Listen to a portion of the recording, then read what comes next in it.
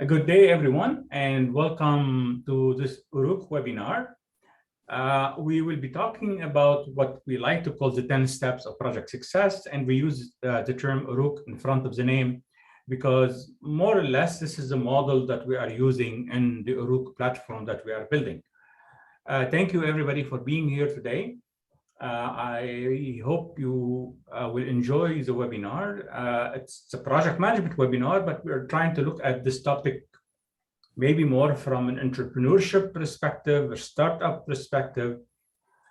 So the way, if you haven't been to one of my webinars or one of the sessions with me, please feel free to interrupt me, to ask any question throughout this webinar. I don't like to basically to go through the webinar and leave the question and answer to the end. So feel free to jump in. Obviously, if your question is answered later, I will tell you to hold on because it will be answered. If it's not, I will answer it. So feel free to interrupt me at any point in time. Again, thank you. We're planning to start this webinar series the first or the last Tuesday or the third Tuesday. We're still trying to debate on this of the months. We are starting the series with my webinar, and then in the future, we plan to invite other speakers from all over the world who will be willing to share their knowledge on project management, leadership, entrepreneurship, startup, anything related to our domain and profession. So if you are a speaker and you have a good topic, feel free to email me, and then we can invite you. Obviously, the key criteria is that the webinar could be like this. I mean, obviously, I'm talking about something that might relate to us, to a product that we sell as SOCAD. However, as you will see throughout the webinar, the content that I will share is not the sales pitch, is not a commercial, it's actually a knowledge sharing event. So as long as the webinar is a knowledge sharing event, we will be happy to host it. Of course, referring back to your website or your business, it's totally acceptable as long as it's not a commercial sales pitch. So basically, what are the 10 steps of project success? Typically, people on project management, depend which industry you come from. We like to talk sometime about methodology. We talk about life cycles. We talk about stages and phases. However, about 2 weeks ago, I was in a hackathon that was organized in Houston, and mostly for young college kids and aspiring entrepreneur. And I had 2 boys, and my boys were there with their friends. So I started to think about how can I convey the concept of project management to a young audience that probably have never heard about project lifecycle models and don't understand necessarily the idea of phases and stages. How can I try to simplify the concept in something like a 10-step, right? Yeah, it's very common to have steps. Obviously, in project management, these steps are big steps, right? They are giant steps. So they're not something that could be, it could be done in 5 minutes or 10 minutes. Obviously, if you have a very tiny project you and a colleague are working on, yeah, they could be something that could be done in a few minutes. However, and most of us work on projects that probably cost a few thousand to a few million to a few hundred millions of dollars, depending on where you are and what type of project you work on. But in general, the concept applies. So this webinar is for you, whether you want to work on a tiny project or a large project. And also whether you have, you might be a founder or a co-founder considering launching a startup, the steps here we believe will help you. We'll give you some structure to the way you need to think about it. So what are the 10 steps? Well, before I go into that, I must have a couple of slides that are kind of so we can align our thinking. First, when we say the word project, obviously we're talking about 10 steps for project success. What do we mean? Well, we are talking the perspective of an owner perspective. Now, what does it mean, project owner? That means the team or organization that initiate the project and will use it, operate its product. So it could be an entrepreneur want to do a startup, or it could be a hotel chain, they want to launch a new hotel, or it could be a group of investors coming together to work on a new technology, innovative idea. All right. So basically, the concept here is that when we say project owner, the critical point to understand from that is that some organization or person or a group of people that they want to take the project from ideation and concept.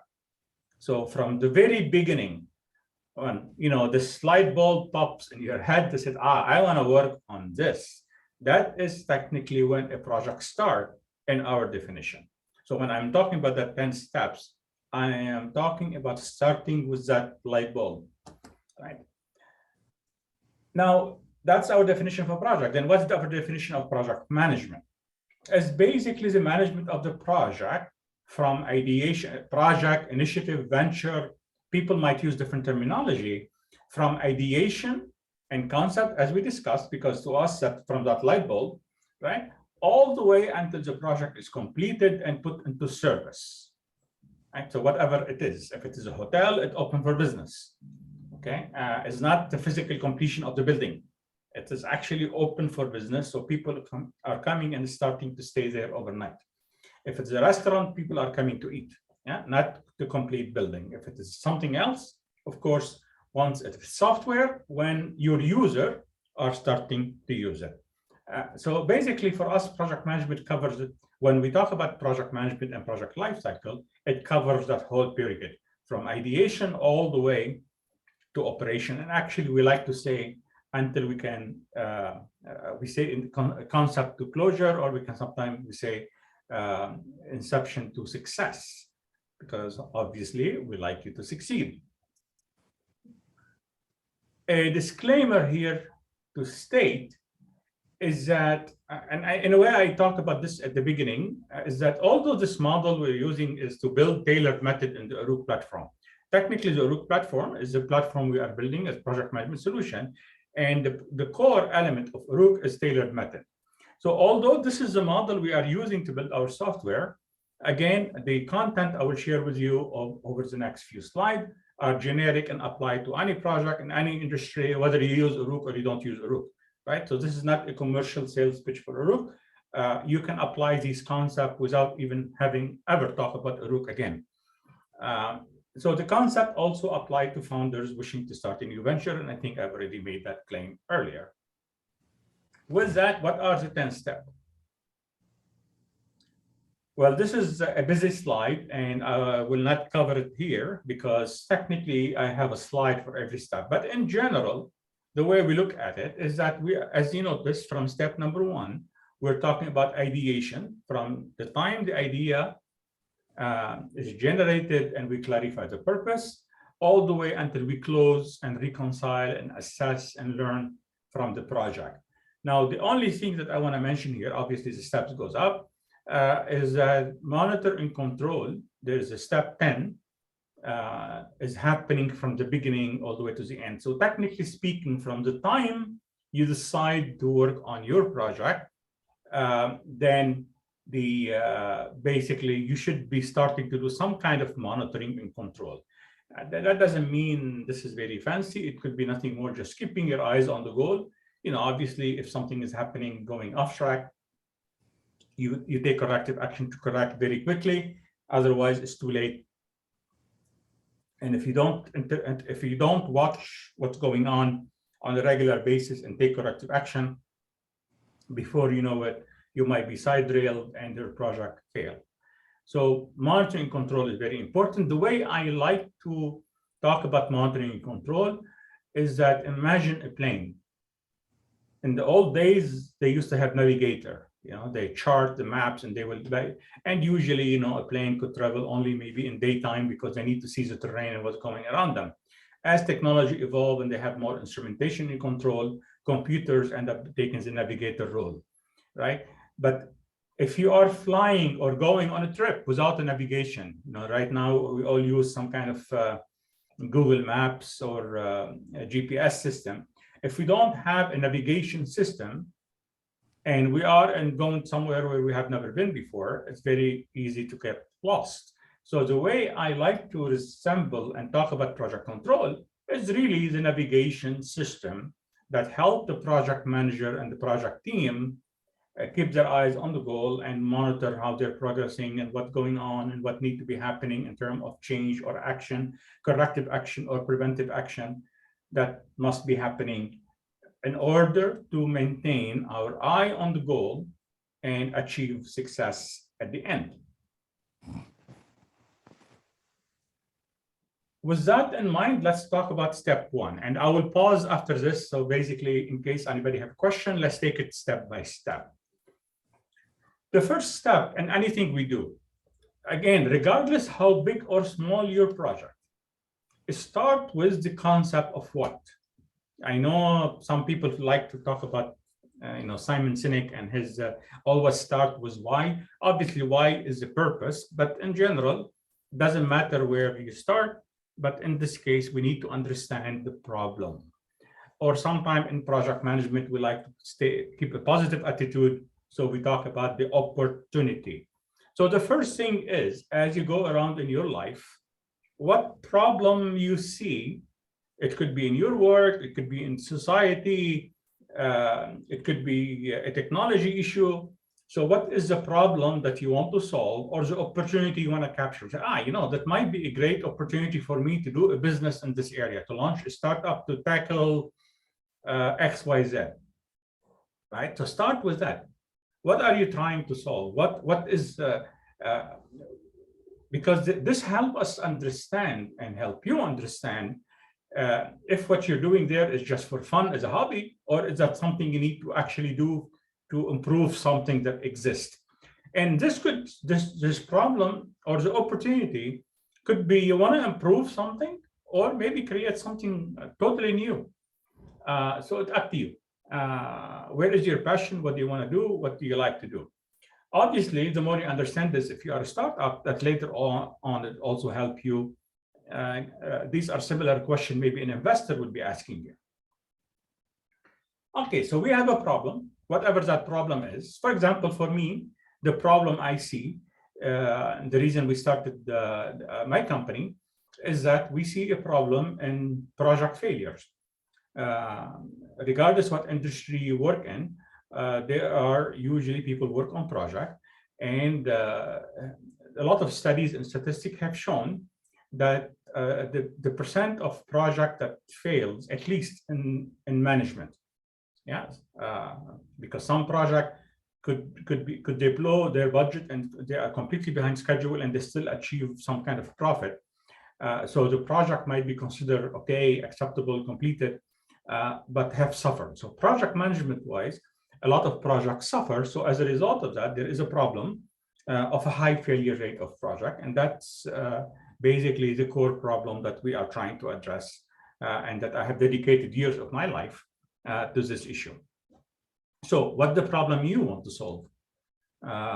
You start with that. Once you identify that, then you come up with a solution. So, okay, in your mind, how can I deal with this? How can I solve this problem? How can I capture this opportunity? What do I need to do in order to solve, right? I think it's quite simple and straightforward. Now, many of these questions are interrelated. So based on that, my solution could be a service or could be a product.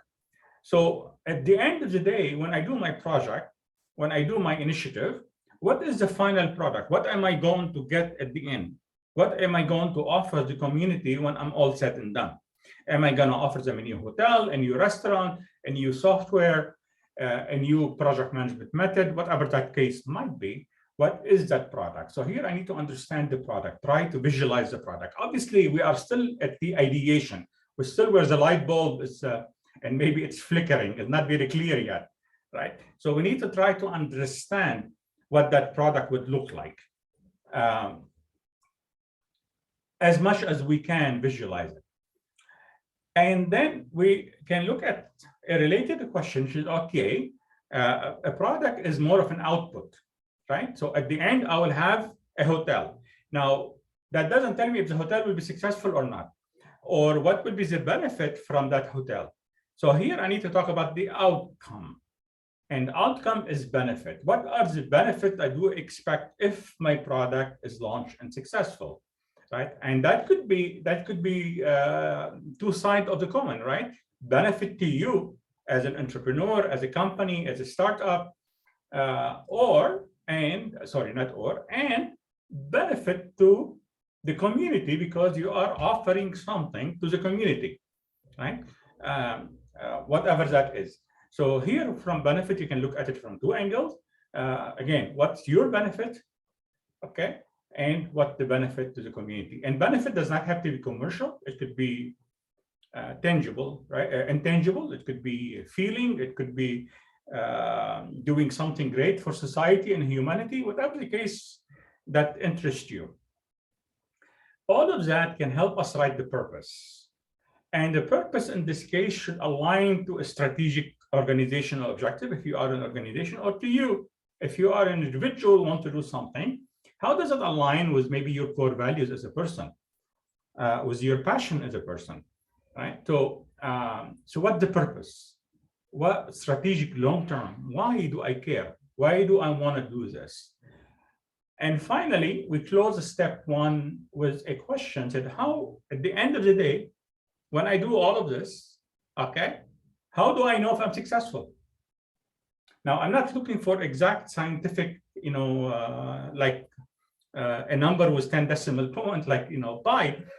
What we're looking for here is more at this stage of the game, because you don't have anything yet. You have not defined the detail. You don't have a scope of work detail, right? So only qualitatively, okay, how do I measure success? How do I know if I'm successful when I'm all said and done? Let me pause here for a second and see if there's any question on this slide or whatever we covered already.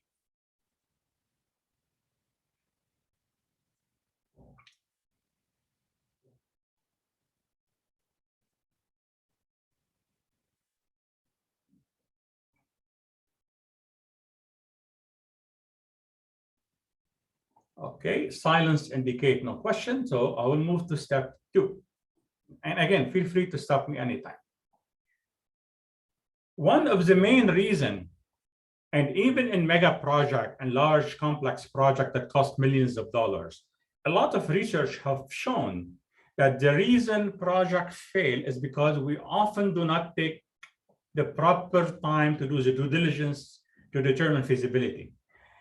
And we even confuse the concept of business case versus feasibility. In Uruk, we differentiate, right? In our view, a business case is justification. Yes, there is a justification to do something.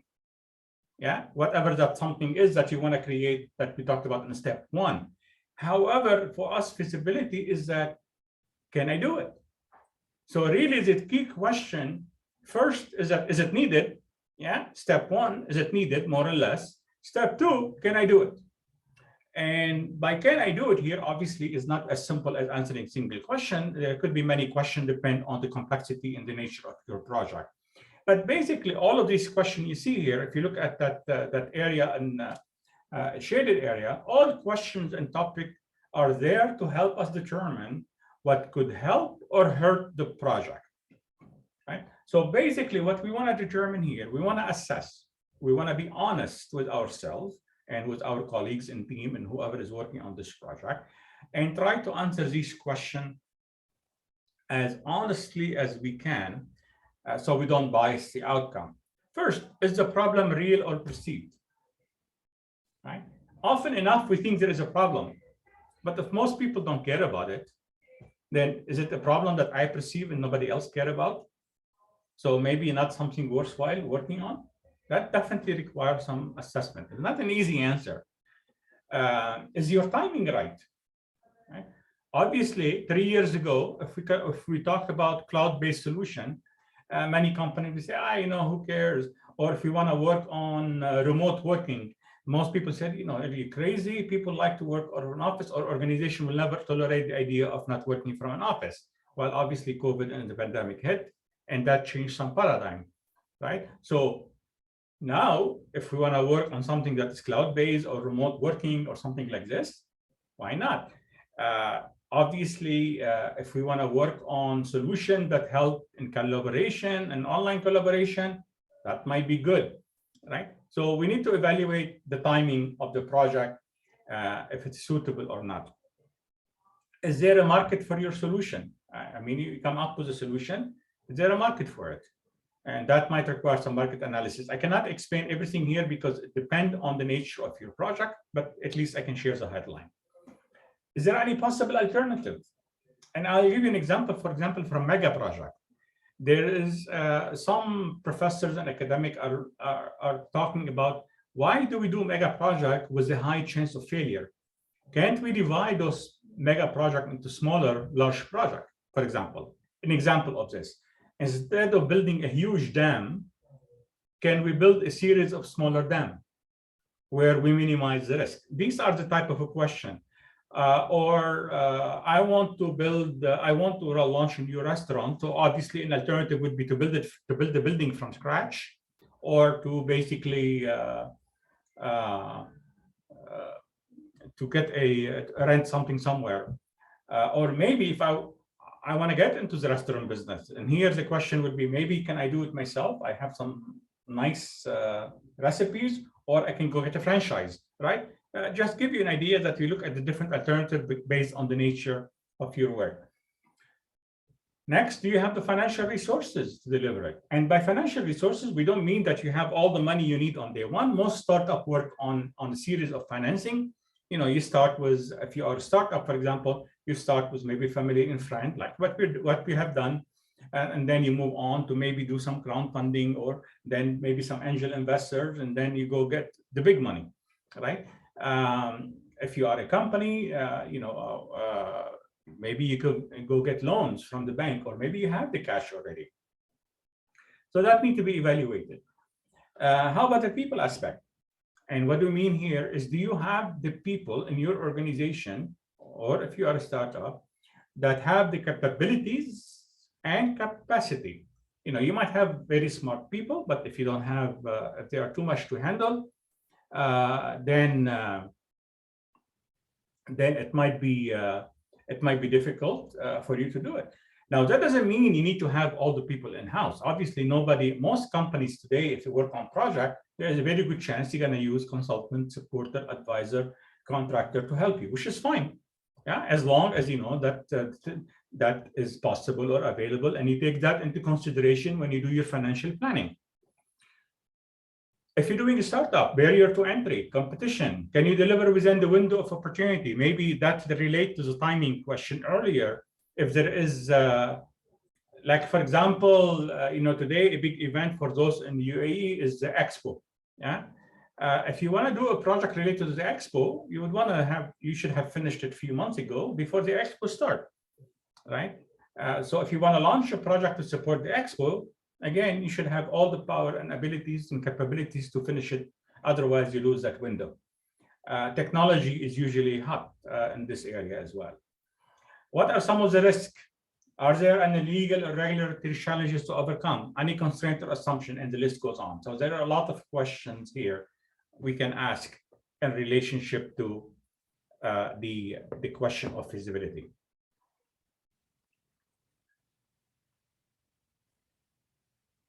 If we go to step three, I will keep it very simple, is that, okay, who are my stakeholders? And by stakeholder, for those of you who know the definition, obviously everyone who's involved, affected, or can affect your project, right? Who are your stakeholder? Your customer, your team member, your vendor, your supplier, right?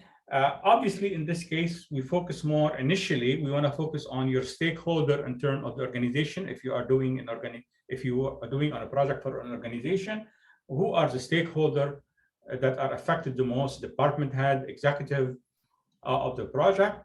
So what you need to do is to explore for their input and expectation. The word and you notice I use the word explore expectation. Why?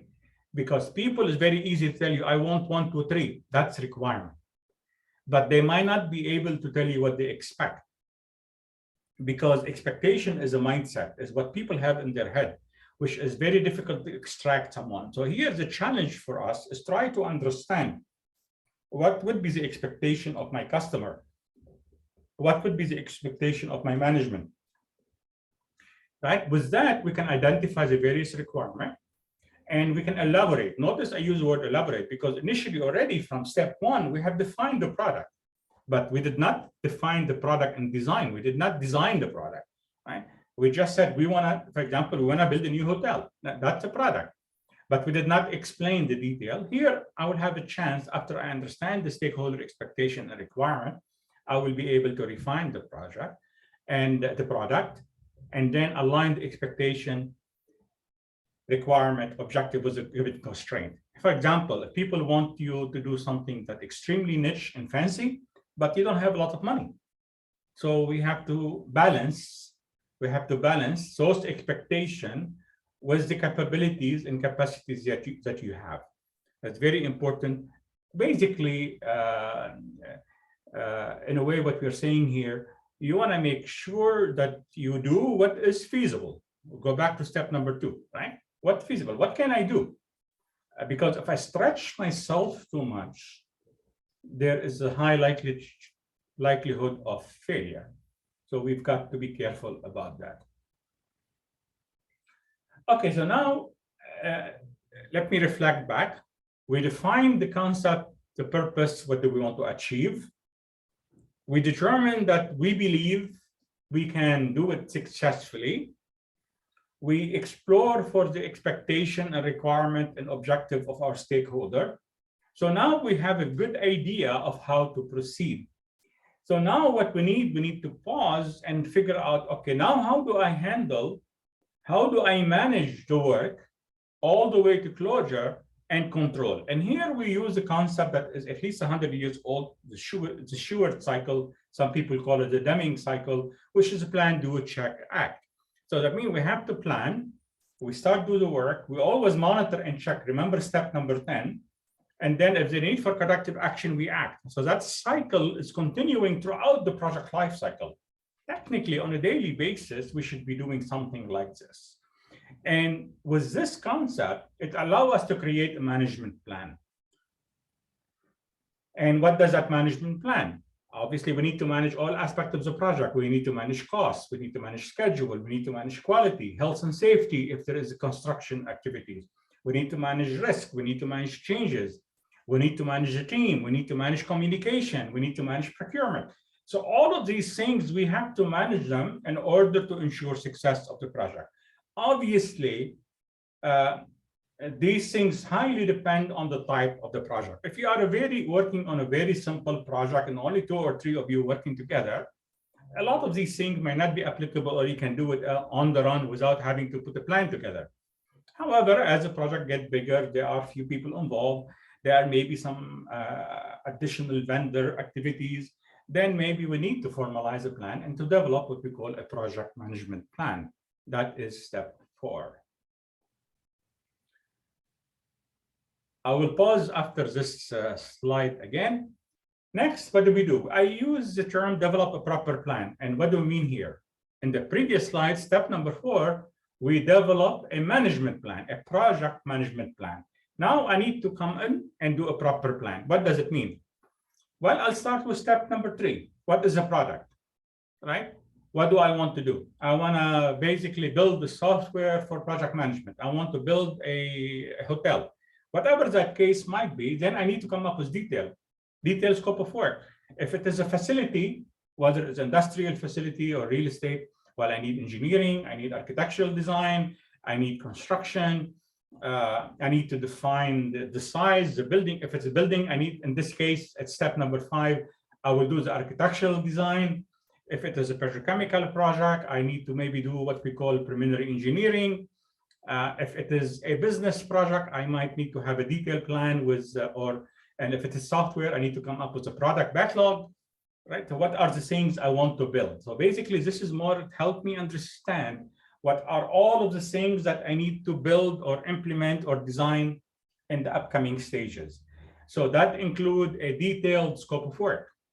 What is the work need to be done, right? As I mentioned, for example, In software design, we might need user interface, UX design, system architecture, development, coding, whatever the case might be, testing.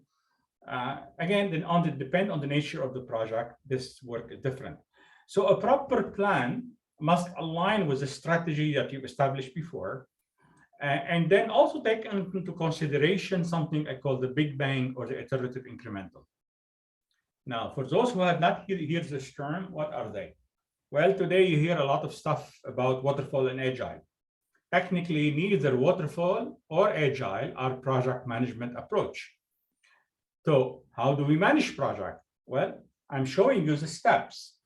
However, when we get close to the development or implementation, actually, we need to start to implement the work, right? Execute the work, if you use a PMI terminology.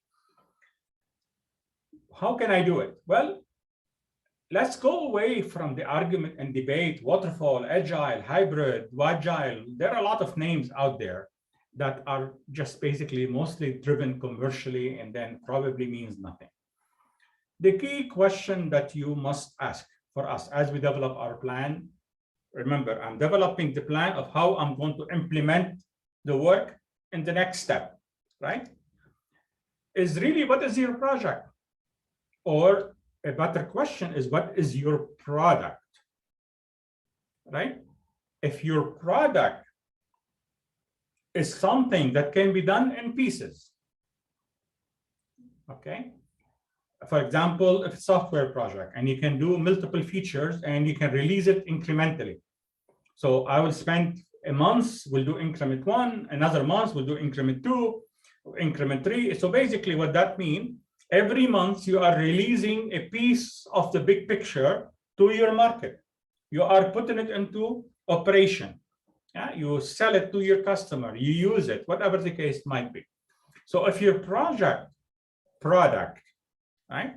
If the project or the product of the project can be built incrementally, and here what we are saying can be built incrementally, again, what you mean, the increment or the iteration has to be put into use, right? So basically we release it. Then we use what we call iterative incremental development. We follow this principle, we develop an increment or an iteration, and then we do another iteration or another increment, and so on until we're done with all the increment and the iteration. However, if your project doesn't make sense to be released in pieces, for example, let's talk about a house. Yes, I can finish the foundation first. I must finish the foundation first. But as a customer, as the owner of that house, what does that do for me? You come and you give me foundation, say, Munir, I finished the foundation for your house. Okay, great. What do I do with it? Nothing. I cannot use it. I cannot go live in that house. So it doesn't make sense to give me, yeah, you finished your work, but that we call that work packaging. We don't call it increment or iteration, because increment and iteration, by definition in our book, is that something that is put to use. It's finished product, ready to be used by the end consumer, the user, the customer, whatever the case might be. But if the work that is finished is a work package that I cannot actually put it into beneficial use, then technically doesn't make sense. So I'll finish a foundation, then maybe I put the structure, maybe I put the roof, then I put maybe the windows and doors, and I do the painting, right? Of course, I would have done the plumbing sometime throughout this whole, and the electrical, right? But to me, as an end user, all of that work means nothing to me until the contractor finished that house and hand me the keys, so I can go and start living in it. We call that Big Bang development, right? So B squared or I squared. Big Bang, B squared, iterative incremental, I squared. That's something you probably hear me talk about a lot in SUCAD. So forget about waterfall, forget about agile, forget about all of that. Big Bang is not waterfall. Big Bang is basically, this is only, and notice, this is only applied now when we start the implementation work. So here we have to decide, is it going to be a Big Bang? That means I will deliver the product to my customer at the end of the project, or is it going to be incremental iterative? Because that affects the rest of the work. And here we must include the necessary information to allow the smooth implementation and delivery of the final product and achieving the final outcome. And we cannot ignore the operational readiness. Now, I will leave that until later because I will come back to that point in a later slide. Let's pause and again see if there's any questions here. I have a question, Munir. Yeah. My question is, we talk about the incremental when you mention it, like we have different approaches to manage a project. My question, if I'm dealing with a product in a project, and I understand the deliverable, let's say my plans were to deliver a product in a big bang, like a one full product that will be delivered to the customer at the end of my project. But what happened is a scope change. Or, like we have a lot of requirement from customers to keep changing their requirement, and there is a scope change, and the final product is changing. So where does it put me? Do I still work in my project considering it as a big bang, or the changes? I understand we have the change management, how we manage the changes in the project, where we have to go back, evaluate, and communicate, and get the change approval and move on. But is that goes back to incremental way of managing project, or is it still the big bang of managing how are you going to deliver the end product? You're going to still deliver it at the end, even with changes. For example, if I'm building a house and I decide to add a room, right? While I'm still building, I need to build that room, and then at the end I will still deliver the house, but now the house was one additional room. It's still a big bang. It doesn't affect the incremental iterative concept. Unless we decide, look, we're going to build the house, and then later on we build the garage, and later on we build the garden, right? And that is a phased approach, or that's an incremental approach. But in general, if the product needs to be finished in one part, you add a room, you delete a room, you make the house bigger, you make the house smaller as a result of changes, it doesn't affect the delivery approach. It's still the delivery approach depend on the type of the product. Can you deliver? That's always the question have to be. Can we deliver the product in pieces or not?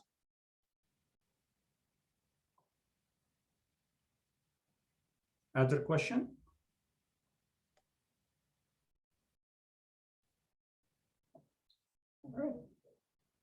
Technically, if we think about project, most of the headache in terms of the process, the real heavy work happen here. Happen between the first to these steps. Yet, unfortunately, one of the reasons many projects fail, especially capital intensive projects, those cost millions of dollars, is that often enough client organization, project owner organization, don't have a project management during this period of time. I repeat it, a lot of organization and big organization do not have really a formal project management process to manage the project in the first 5 steps that we just talked about. As a result of that, the work they come up with is typically have a lot of holes. And as a result of that, when we go to execution, for example, in engineering construction project, we start to run into a lot of problems. And we typically blame the contractor, blame the engineering, construction company blame the consultant blame the owner blame the contractor and the consultant, right? And maybe we blame some suppliers until there is no one to blame. And most of those problems, I cannot say all of them, but most research that we have done and we have seen and we have read about, especially when we wrote the book about mega project, is that the majority of problems that occur in execution during the implementation work is the result of poor proper definition during the first 5 steps of a project. Especially in a startup as well, this can be critical, the first few steps, because if I go to implementation, notice what I have on the slide, nothing. Just go get it done, implement the work. If I want to build a house, build the foundation. Of course, we check against engineering standard. We need to make sure that it's being built according to specs. Build the walls, same thing. Basically, we are building. We have drawing, we have design already been done in step number 5, possibly, right? And here we just get it done. And we just mostly monitoring and controlling and managing to ensure that we're doing everything according to plan. And if we deviate from the plan, remember the plan, do, check, act, we take corrective action. If we build the same thing, whether we are building software, we are building a website, whether we are building a marketing campaign, whatever that project is, implementation, if we have done the first 5 steps, if we have done an excellent job in the first 5 steps, implementation can be just time consuming, take a long time, take a lot of effort, take a lot of money, but should be straightforward. Now, one thing I've noticed in working in the UAE and other places around the world, and even when we look at project management literature, most references ignore operation. And then the reason for that is because typically the operation part of a project or the end product, operating the end product, often is the responsibility of some other department. It's not considered part of project management. So as a result, most project management book and literature that I've seen ignore talking about operation readiness. And when we talked about, again, even we talk about a hotel, a museum, or anything of that nature, even a software, right? When you finish your software, you want to sell it. We focus, for example, if we're talking about let me start with software. If we're talking about software, we focus on building the software because IT department usually get involved in this. And IT, what do they do? What do they know? They know how to manage their work. So they want to make sure they produce the technology or the software product that fit the design requirement. However, IT is not concerned with how I'm going to sell it. They're not concerned maybe with technical support or not necessarily technical support in terms of IT, other type of support, customer support.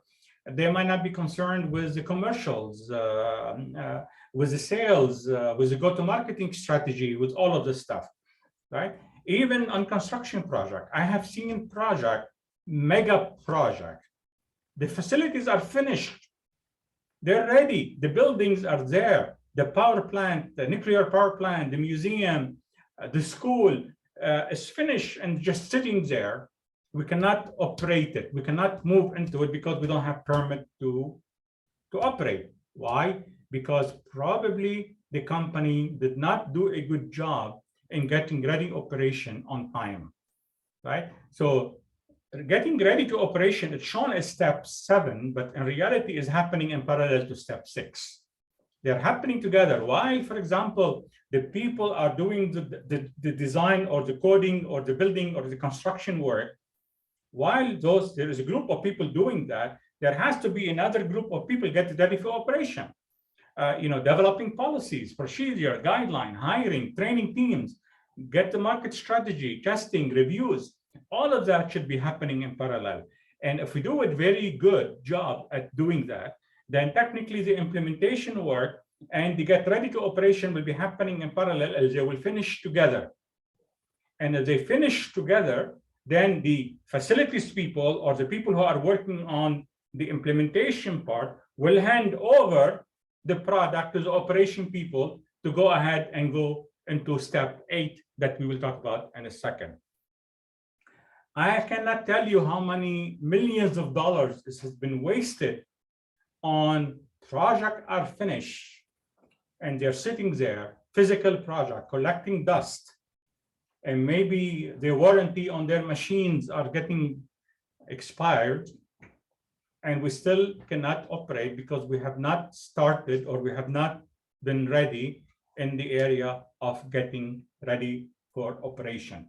In software, getting ready for operation is usually getting the market strategy, the sales, the pricing, all of that stuff ready, the marketing message, the sales pitch that are ready to go out to start selling. Obviously, if your project does not need anything to operate at the end, you are doing a service and you walk away, there is nothing to operate, then obviously step number 7 would not be required. Finally, depend on the nature of your project, we might do what we call initial operation. That could be a soft launch. And the soft launch is what? Live testing. We finish the software, now we won't take 2 months maybe to do internal testing before we release it to the market.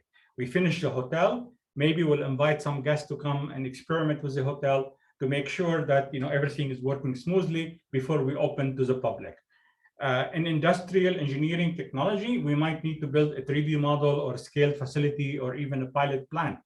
I remember years ago when I used to work with Exxon here in the US, my office look out, I had a window office. So basically was one of the lucky ones was window office. So I look outside, and outside my window was what we call a pilot plant. What is a pilot plant? Is actually a mini plant. So usually in petrochemical industry, what they do, you do some lab testing, maybe experiment with experimentation of the chemical product, the reaction, all of that. And then if the lab tests are successful, some company, before they go spend maybe $200 million on building a real petrochemical plant, they build a tiny pilot. So basically it's like a real plant, but small in size. So it's what we call scale facility. So the word pilot could mean something as much as that, or maybe just a pilot test. We go, for example, if we are working, we want to implement a new HR system for a company that have a global operation, right? Before we roll it out across the globe, we might choose a department or a division and we go pilot it there. So the term pilot could be a physical facility, could be a trial period.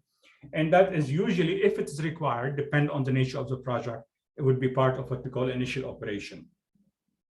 If you are dealing with product startup, maybe you'll have a proof of concept or a minimum viable product. In general, what we are talking about here is reduced capacity operation. Once that's done, nothing left except closing. And the idea of closing is in order for us to learn. And then that's why I say close, reconcile, assess, and learn. That's closing a project, right? Obviously, so we can learn for the future project, so we can do future project better. We can initiate a future project, we can plan them, we can implement them in a better way if we do proper closure. Proper closure is critical and yet is one of the most ignored area in projects.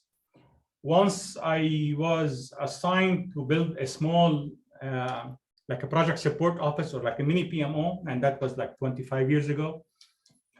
And one day I was sitting in my office and somebody came and said, where do you want me to put these boxes? I said, what are these? There were like 20 boxes of project file of project that were finished in the last 5 years before I was in that organization. Said they will never close. We need to close them. I had no idea what this project were. I had no idea what work was done. So here my team and I needed to start, instead of managing, focusing on the ongoing project that exists today at that time, we actually had to basically hire a person to do nothing but just maybe spend a year to go through all these project files to close them properly. That was a situation to cry over. There is significant history, lessons captured, lessons learned, problem, opportunities, data, information that was buried in these files, and they were captured and they were lost. Because all what we could do at that time, just do the proper documentation, which is what?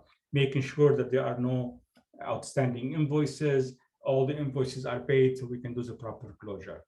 For us, every project must go through a proper closure, starting with verifying that the product is complete. Yeah, then we can reconcile. What's the reconciliation? Basically storytelling, comparing the final with what's planned. What did we plan? What did we accomplish? If everything we planned, we accomplished, great. We have a perfect execution. And reality is not that way, right? So the actual could be better in some cases, worse in some cases. It's very important to understand what happened between a plan and final in order to capture any lessons that we can use for the future to help us improve the future. Unfortunately, some organizations, if they do this to assess blame. Blame culture doesn't work. We need to find the right learning in order to improve on it. Then we can assess success. For this, probably deserve a separate webinar, because we do have a 4 steps project success model that we can talk about. So we need to assess success of the project. Then we share the learning. We share the learning across the organization. And if there is something we can share with the community, why not, right? Then we're ready to close. Obviously, I have not talked about step 10, but in a way I did indirectly. Step 10 is happening from the beginning and is monitoring control. Now, don't let the circle intimidate you. Obviously, if you are on a tiny project, you can forget about it. But if you work on any project that is substantial in size or facility, then you need to worry about, remember we said before, we need to manage costs, we need to manage schedule, we need to manage quality, right? That's it. They're all here. 15 item. You know, we manage resources, we manage contract, we manage purchasing. So we need to monitor and control throughout to basically to make sure that we are proceeding and according to plan. And if there's any deviation, to take the corrective action before it's too late and the project run away from us. That's it. We have at least 10 minutes for questions and answer. I will be happy to answer any question that you might have about this topic that is close to my heart.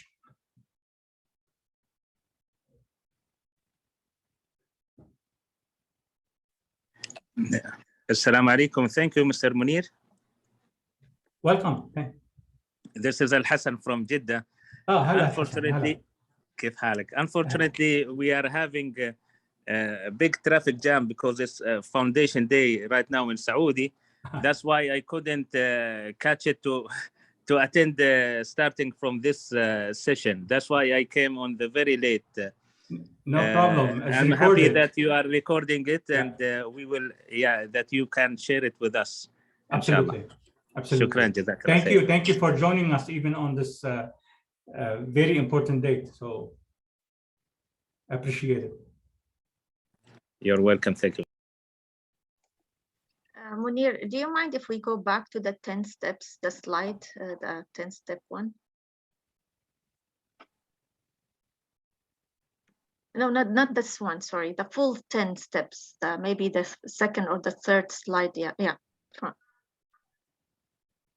My question is, if somebody, I'm not challenging you, I'm just asking a question. If somebody said that my project is not that complex or not that big size, you know, like it's a simple, small project, can I merge these steps or can I skip one of these steps? What is your answer for that?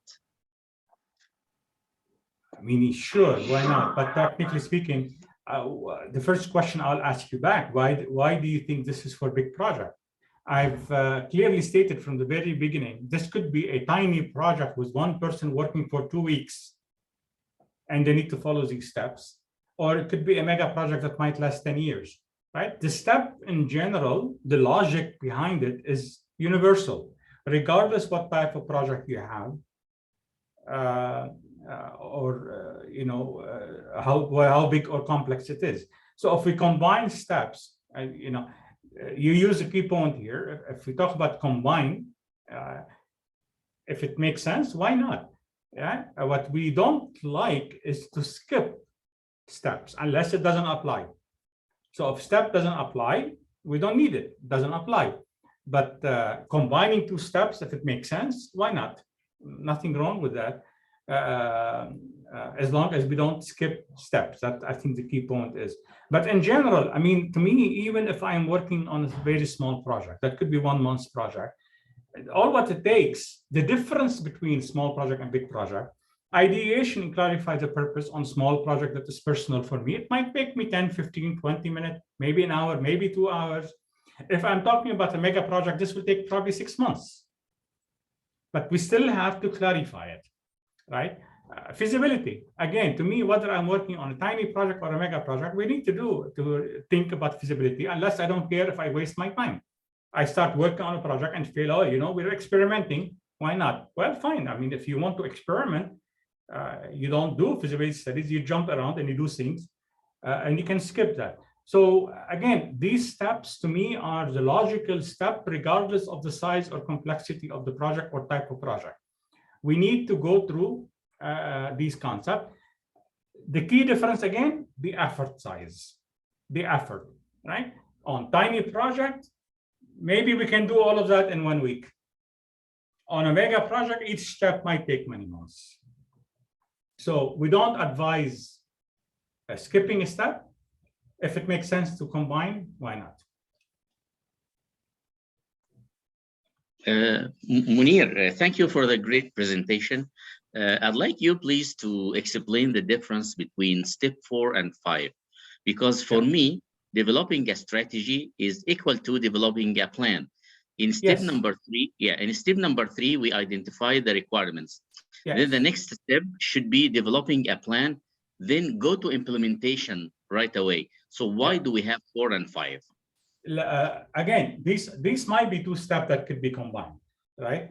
But in my view, on bigger project, there is a big difference between these 2. Step number 4 about management plan. How am I going, the strategy to manage the project, how I'm going to manage the project, how I'm going to handle change, how I'm going to staff the project, how am I going to procure my product and from where. So there's a lot of questions and answers related to managing the remaining steps. Step number 5 is actually coming in with a detailed plan. Now, for example, let's do the architectural design. Let's come up with a product backlog. Let's list the quality standards that apply to the job. Let's list the safety and health and environmental standards that apply to the job, right? So it becomes a huge difference.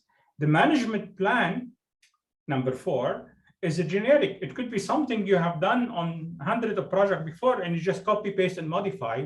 Whereas step number 5 is highly specific on the project itself with the scope of the project and the detail of the project. Again, because the word plan, I know it confused. This is why I use the word plan here generically. If I was using this in real estate development, I would not call it develop a proper plan. I would call it develop the architectural design, right? If I'm in petrochemical project, I will say develop the preliminary engineering package.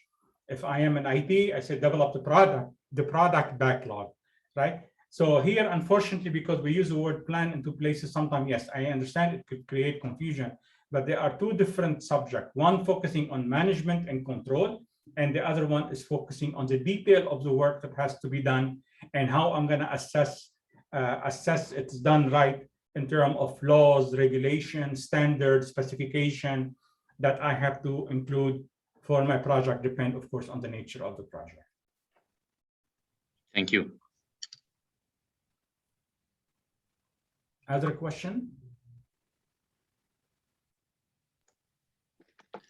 Munir, I have another question, if that okay. I'd like to go to the feasibility, to determine the feasibility. Yes. You in the slide you mentioned what you mentioned in the highlighted box, that it could help or hurt a project. Yes.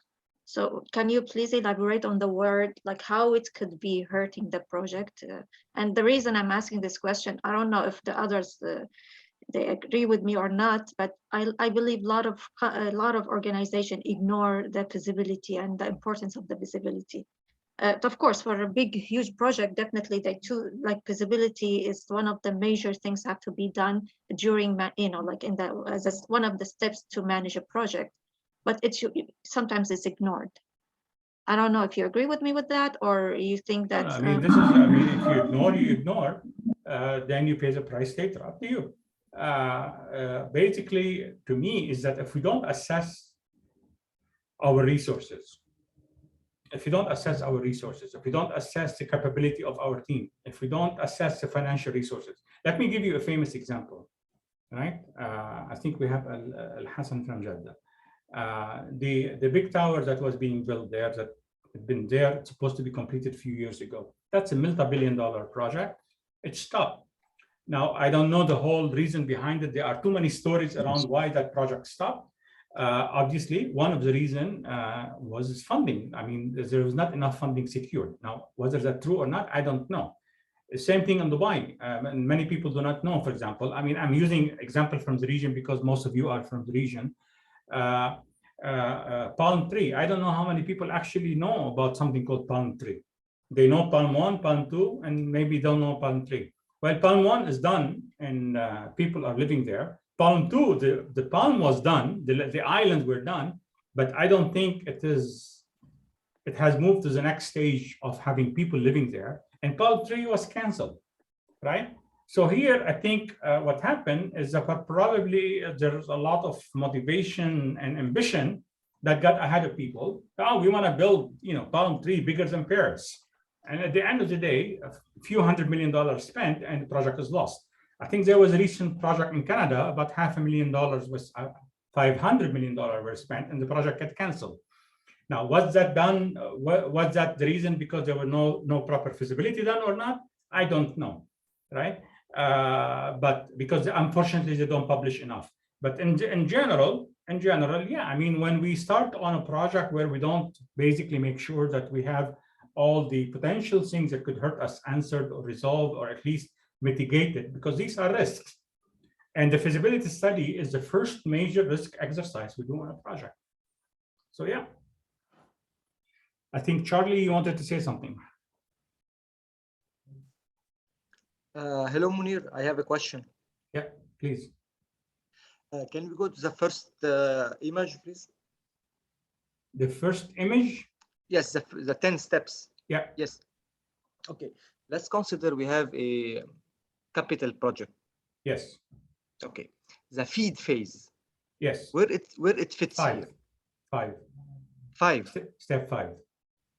5. Develop a proper plan. Yeah, because it's a front-end engineering design. So, I mean, again, remember, I had to use the term plan here to be more generic, right? As we develop tailored method, we will actually use the proper name. So if I'm working on something like oil and gas, I'll probably use the term feed there instead of proper plan.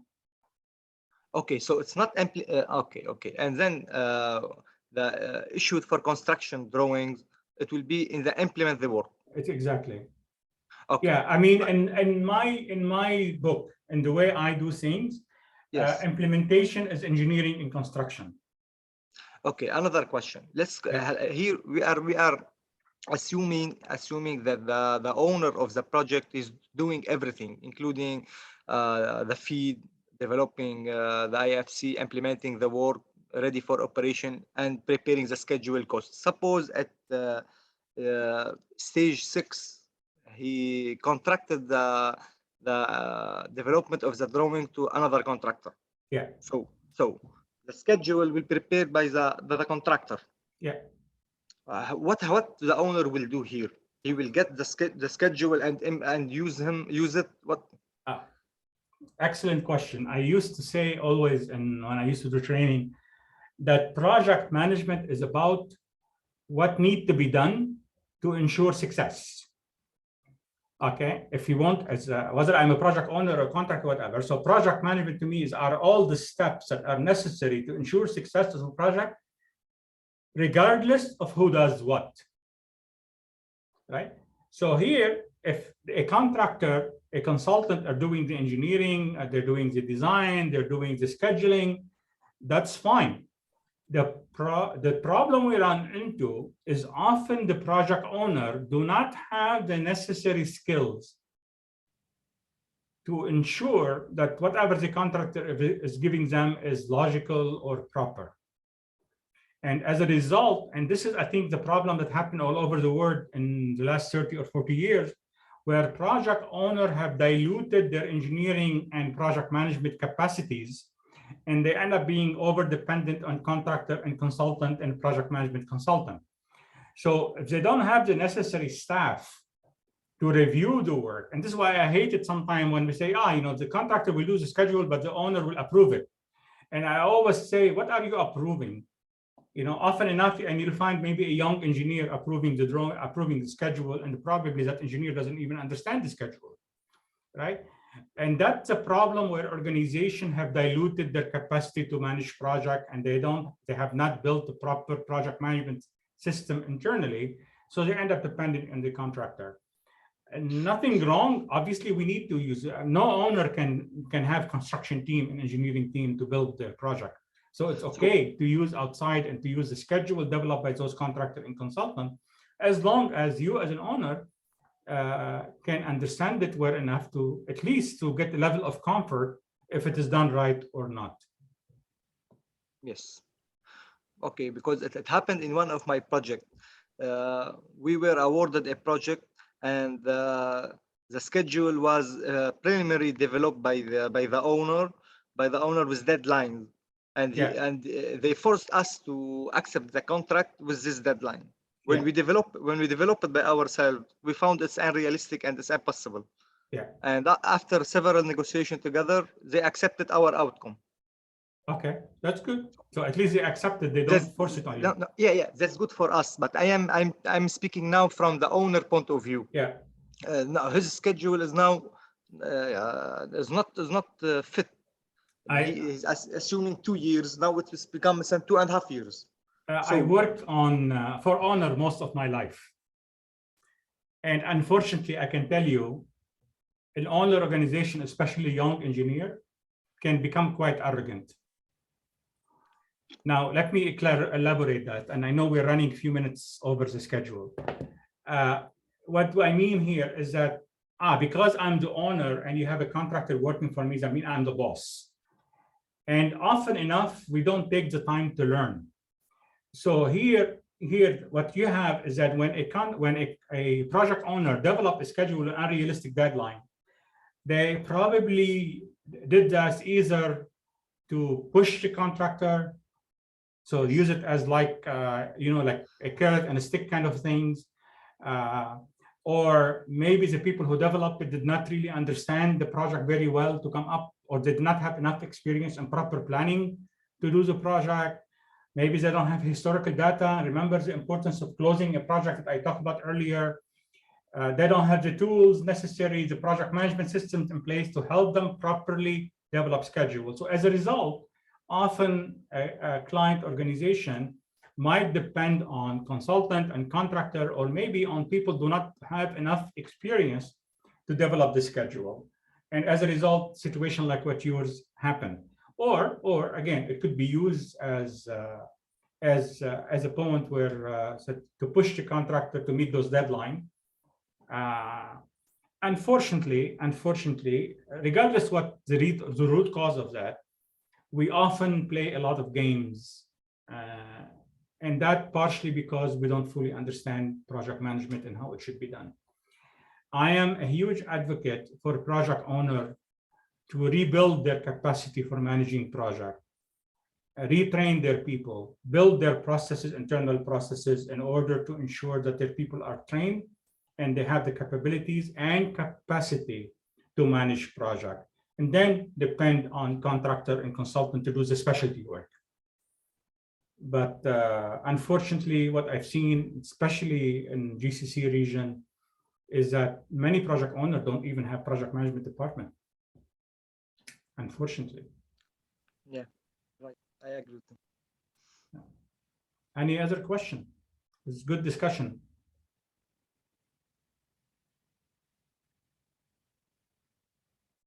Okay, if not, we took 10 minutes over. I really thank you all for being here. I enjoyed sharing this webinar with you all. If anybody have any remaining question later you would feel you'd like answer, please feel free to email me, reach out to me on LinkedIn. We'll be happy to answer them. We will capture the recording once it's downloaded, and we will upload it probably within a day or two on YouTube, so you will be able to gain access to it as well and share it if you like. Again, thank you very much. Let me see, there is a chat. We have someone, Ricardo. Welcome, Ricardo. I don't know when you came on board. Was a little late, but happy to be here. Thank you for being here. Again, we will share the recording because we're just about to close. Thank you all.